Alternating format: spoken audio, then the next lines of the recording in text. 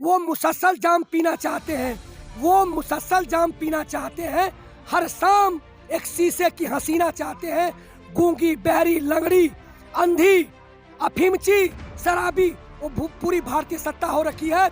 और उसी के परिप्रेक्ष्य में न्याय प्रक्रिया भी। मोदी जी तो चाय बेचने की बात करते हैं हमेशा। वो चाय बेचने की बात कर सकते हैं, उन्हें तो पूरी ट्रेन ही बेच दी। ये कहाँ का लोकतंत्र है? कैसा लोकतंत्र? निश्चित रूप से एक बिल काला है, इसको तुरंत वापसी किया। कहीं न कहीं ये तानाशाह की रवैया अपनाई जा रही है। कहीं न कहीं कुचला जा रहा आम जनमानस को। जो भारतीय जनमानस, भारतीय असली लोकतंत्र यहाँ पे बैठा हुआ है, नंगा हो चुके हैं। अब इनकी कोई भी झूठ, कोई भी फरेब नहीं चल सकता। अब ये प्रधानमंत्री नहीं, चाय बेचने वाले भी नजर नहीं आएंगे, कहीं जाके आत्महत्या करेंगे। देखिए, हेमा मालिनी जी असली किसान है इस देश की। अगर कोई उनको नकली समझे तो वो गलत है, क्योंकि वो गेहूं काटना भी जानती हैं। उन्होंने एक बार फोटो उनका वायरल हुआ था गेहूं काटते हुए, और उनके अकॉर्डिंग ये नकली किसान है जो यहाँ पर बैठे हुए। इसीलिए वो दबाव बना रहा है WTO और जो है अपना कारपोरेट घराना। इसीलिए वार्ता विफल होगी, विफल होगी। इसमें कोई नतीजा नहीं आने वाला है, क्योंकि भारतीय संसद पूरी तरह से कारपोरेट घराने के गिरवी में है। जी देखिए, उन्होंने मन की बात हर भाषा में उनको ट्रांसलेट किया गया। मन की बात को कई करोड़ों अरबों रुपया खर्च किया गया मन की बात को समझाने के लिए हर व्यक्ति को। तो उन्होंने बिल क्यों नहीं समझाया? नमस्कार, मैं दामिनी शर्मा और एक बार हम फिर से पहुंच चुके हैं गाजीपुर बॉर्डर पर। गाजीपुर बॉर्डर पर किसान आंदोलन को आज 52 दिन पूरे हो चुके हैं। 52 दिन 9 दौर की वार्ता, परंतु कोई नतीजा नहीं। किसान अपना हर प्रयास कर चुका है, सरकार को मनाने की पूरी कोशिश कर चुका है और एकजुट होकर केवल एक मांग लेकर खड़ा है कि तीनों कृषि कानून वापस किए जाएं, और वो इन कृषि कानूनों को वापस कराकर ही घर जाएगा। ये बात भी किसानों ने ठान ली है। केंद्र सरकार से बातचीत के बाद भी कोई नतीजा नहीं निकला। इसी के साथ हमारे साथ कुछ आर्मी के लोग मौजूद हैं, हम उनसे बात करेंगे। सर, सबसे पहले आपका बहुत बहुत स्वागत है सजग भारत पर। दूसरी चीज सर, 52 दिन से हम देख रहे हैं आप भी लगातार यहाँ पर बने हुए हैं। परिस्थितियाँ आप देख रहे हैं किस प्रकार की बनी हुई है। 121 शहादत हो गई है, नतीजा निकल नहीं रहा है। क्यों इस प्रकार की चीजें सामने देखने को मिल रही हैं? बिल्कुल। जय हिंद। मैं मणिदेव चतुर्वेदी, रिटायर्ड BSF बनारस से। दामिनी शर्मा जी, आपका सुस्वागतम। क्यों ऐसी स्थितियां बनी हुई है? तमाम चीज़ों को 52 दिन में देखें, उसको प्लस कर लीजिए 4 महीने पंजाब का आंदोलन। 4 महीने पंजाब का आंदोलन, सरकार सो रही थी, तब कोई उनको कुछ दिखा ही नहीं। जब इनकी छाती पे दिल्ली पे आ गए, तब इनको संशोधन की बात आई। तब क्या आई कि ऐसा क्यों हो रहा है? बार बार वार्ता विफल। जब आदमी खुद कॉन्फिडेंस में नहीं होता, तब ऐसी स्थितियां पैदा होती हैं। वो पूछता है कि अब क्या करें अपने पीछे वाले से। तो वो पूछते, कहीं पराली की बात कह दो, कहीं बिजली की बात, जबकि मुख्य बिंदु था MSP, उससे बात नहीं हुई। तो ये कॉन्फिडेंस में नहीं है। और निश्चित रूप से ये इस समय सरकार की रवैया तानाशाहपूर्ण है। और यहाँ तक कि न्यायपालिका भी संदेह के घरे में है, क्योंकि जो 4 समितियां बनी थी, एक समितियां 4 सदस्य थे, वो भी कहीं न कहीं किसान बिल के पक्ष में थे। तो ये कैसी समिति? निसंदेह पहले हमारे भारतीय संसद पे सवाल उठा, अविश्वास हमें जगा, फिर उसके बाद आज न्यायपालिका पर। कहीं न कहीं ये तानाशाह की रवैया अपनाई जा रही है। कहीं न कहीं कुचला जा रहा आम जनमानस को। जो भारतीय जनमानस, भारतीय असली लोकतंत्र यहाँ पे बैठा हुआ है, वो मुसलसल जाम पीना चाहते हैं, वो मुसलसल जाम पीना चाहते हैं। हर शाम एक शीशे की हसीना चाहते हैं। गूंगी, बहरी, लंगड़ी, अंधी, अफीमची, शराबी, वो पूरी भारतीय सत्ता हो रखी है। और उसी के परिप्रेक्ष्य में न्याय प्रक्रिया भी। जी सर, आप देख रहे होंगे 9 दौर की वार्ता हो गई है। ऐसी क्या बात हो रही है या किस प्रकार की चीजें आ रही हैं? बातचीत जब बैठक होती है कि सरकार तब मानने को तैयार नहीं होती, सिर्फ केवल संशोधन कर रही है। संशोधन से क्या किसान मान जाएंगे? जी, पहली बात, जब तक बिल वापसी नहीं, तब तक घर वापसी नहीं। जीत के ही जाएंगे। रही बात है वार्ता पे वार्ता विफल, तो जब आदमी खुद कॉन्फिडेंस में नहीं होता, ये सभी जानते हैं कि इतने चुनाव में पैसे कहाँ से खर्चा हुए। निश्चित रूप से कारपोरेट घरानों ने दिया है। वो कारपोरेट घराने इस बिल के माध्यम से अपना पैसा वसूल करना चाहते हैं। आज पूरी भारतीय संसद गिरवी हो गई है। कभी भी आप किसी में पैसा लगाएंगी, व्यापार में घाटा चाहेंगी, तो कभी कारपोरेट जो घाटे का सौदा नहीं करेगा, इसीलिए वो दबाव बना रहा है WTO और जो है अपना कारपोरेट घराना, इसीलिए वार्ता विफल होगी, ये विफल होगी। इसमें कोई नतीजा नहीं आने वाला है, क्योंकि भारतीय संसद पूरी तरह से कारपोरेट घराने की गिरवी में है। आपने देखा होगा सुप्रीम कोर्ट ने भी जब बात करी थी कि बिल को होल्ड पर रख दिया जाए, उसके बाद उन्होंने कमेटी बनाई जिनमें 4 सदस्य थे। 2 सदस्य उस कमेटी से बाहर हो गए हैं, यानी कि उस कमेटी में कोई दिक्कत थी या वो उनके समर्थक थे बिल के? क्या कारण है कि वो लोग बाहर हुए? जी, प्रश्न चिन्ह आज न्याय व्यवस्था पे खड़ा हो गया है। जो बिल के पक्ष में थे उनको क्यों बनाया गया समिति के सदस्य? फिर सवाल उठता है कि हमारे लिए तो कहते हैं उनके आदमी हैं। मैं कहता हूँ समिति क्यों? मैं पूछता हूँ सभी देशवासियों से, विचार करें, अध्यादेश किन परिस्थितियों में लाया जाता है? क्या आपातकालीन थी? क्यों रात के अंधियारे में अध्यादेश लाया गया?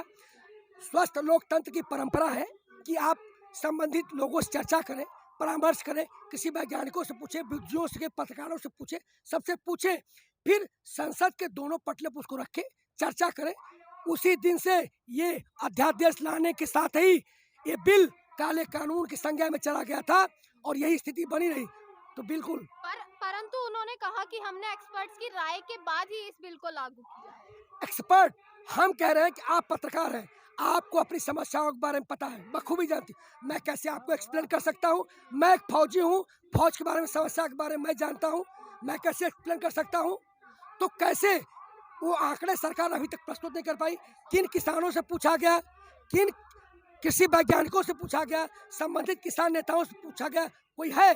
कौन एक्सपर्ट है? कहाँ है एक्सपर्ट? तो किसान है। मोदी जी तो चाय बेचने की बात करते हैं हमेशा, वो चाय बेचने की बात कर सकते हैं, उन्हें तो पूरी ट्रेन ही बेच दी। ये कहाँ का लोकतंत्र है? कैसा लोकतंत्र? निश्चित रूप से ये बिल काला है, इसको तुरंत वापसी किया जाए। परंतु चाय बेचने के पीछे उनका प्रयास भी तो देखिए, चाय बेचने से वो मुख्यमंत्री बने, मुख्यमंत्री से आज वो प्रधानमंत्री बन गए।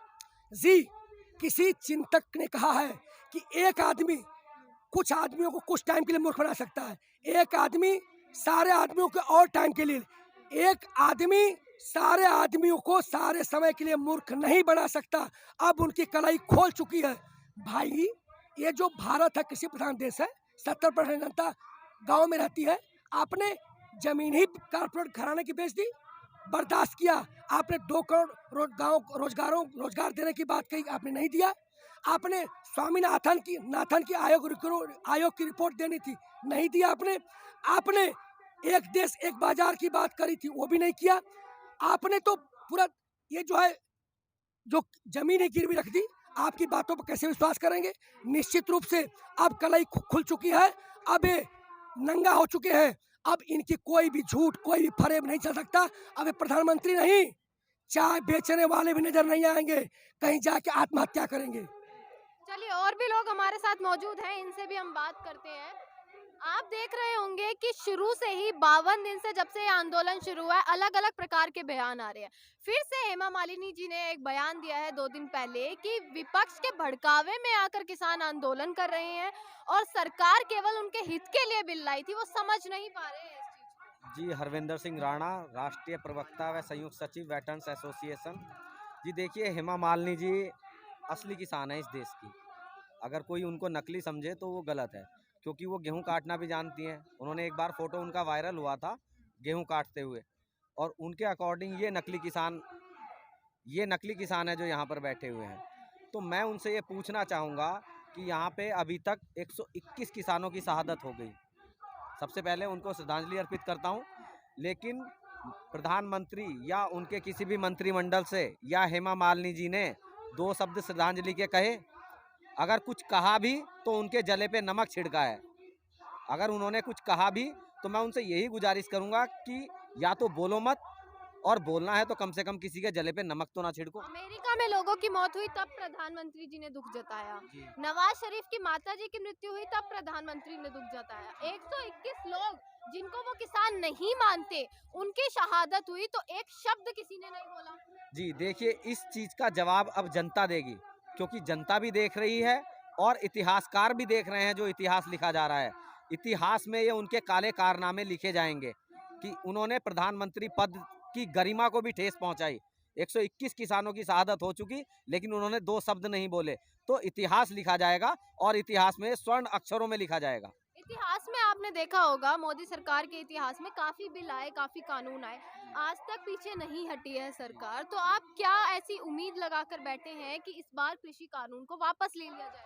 जी देखिए, इसके जो लाने का प्रोसीजर है, अध्यादेश किस स्थिति में लाया जाता है, मैं देश की जनता से अपील करूंगा कि जिनको जानकारी है बहुत अच्छी बात है, जिनको जानकारी नहीं है तो स्टडी करें, विचारक बने, प्रचारक नहीं। स्टडी करें कि अध्यादेश किस कंडीशन में लाया जाता है और उसको फिर लाया भी जाता है तो कैसे लाया जाता है।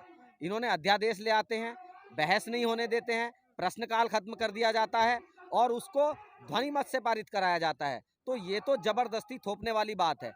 अगर झूठ को आप जोर से बोलोगे तो वो सच हो जाएगा, अगर आप झूठ को जोर से बोल दोगे तो क्या वो सच हो जाएगा? सत्य को परेशान किया जा सकता है, पराजित नहीं।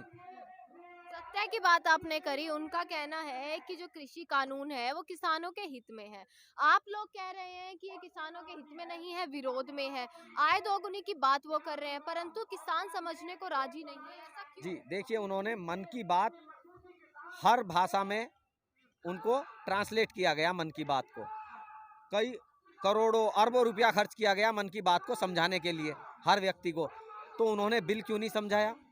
23 पन्नों का बिल है, क्या इतना कोई बहुत ज़्यादा बड़ा तो नहीं है? उनके जो उनके अभी ये असली किसान बने हुए घूम रहे हैं, जो उनके स्टार प्रचारक घूम रहे हैं, वो क्यों नहीं गए जनता को समझाने के लिए उस बिल को? क्यों उस बिल की कॉपियाँ क्यों नहीं जनता तक पहुँचाई गई? तो अब मैं माननीय सुप्रीम कोर्ट से अपील करूंगा कि उन्होंने जो ये रोक इस पे आंशिक रूप से लगाई है, इसको पूर्ण रूप से रोक लगाई जाए और उसके बाद सरकार अगर इसे लाना चाहती है तो सरकार को ये साबित करना होगा 2024 के लोकसभा चुनाव में, अपने मैनिफेस्टो में इसको लेके आना होगा कि हम ये तीनों कृषि कानून लेके आएंगे और हम न्यूनतम समर्थन मूल्य पे कानून नहीं बनाएंगे।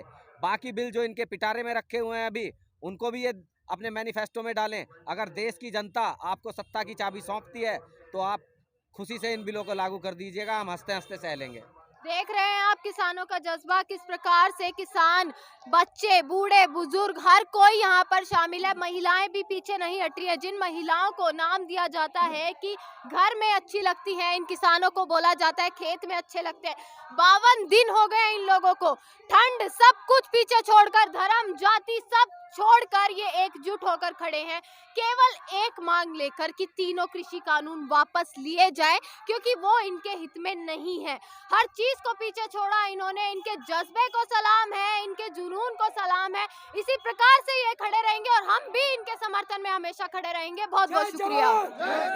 जय जवान, जय किसान, जय जवान, जय किसान। किसानों के सम्मान में हम ही किसान, हम ही जवान।